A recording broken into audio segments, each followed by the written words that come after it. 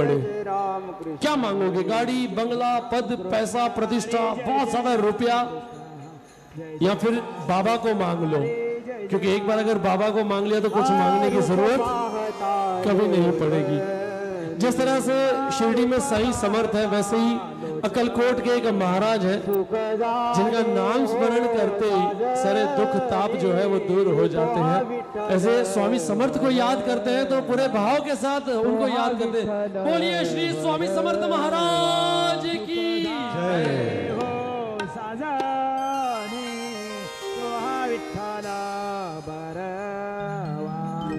सोहा विठ्ठल बरवा, पोहा माधव बरवा,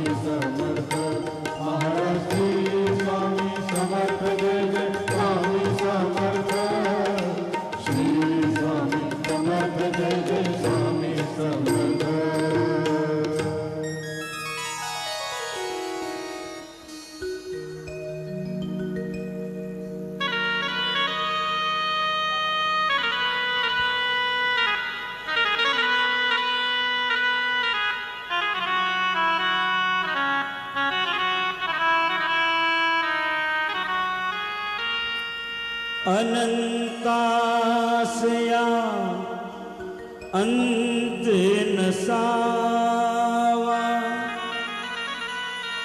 क्षण निद्रा ही लागे उपदेशाची अमृतवाणी स्वामी